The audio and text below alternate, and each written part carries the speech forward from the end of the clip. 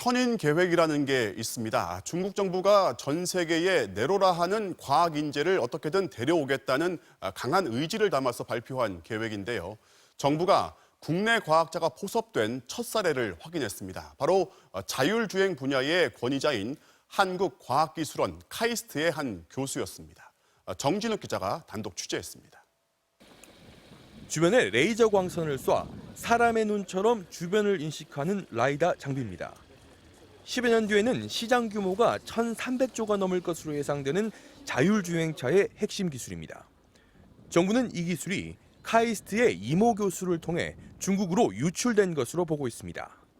정부 관계자는 해당 교수가 중국의 한 대학과 주고받은 연구 계약서와 메일 등 관련 자료에서 연구 성과를 중국 정부에 귀속시킨다는 조항을 확인했다고 밝혔습니다. 특히 이 교수는 지난 3년 동안 중국 측으로부터 수억 원을 지원받았는데 이 돈이 기술 유출의 대가인지를 의심하고 있습니다. 국내 자율주행차의 권위자로 알려진 이모 교수가 중국 대학과 접촉하게 된 계기는 이른바 중국의 천인 계획으로 알려졌습니다. 기술 굴기를 꿈꾸는 중국이 각종 특혜를 제공하며 전 세계 과학자들을 적극 영입하는 프로젝트인데 형식적으로는 국제 공동 연구의 형태를 하고 있지만 실제로는 기술 탈취에 사용된다는 의혹을 받아왔습니다.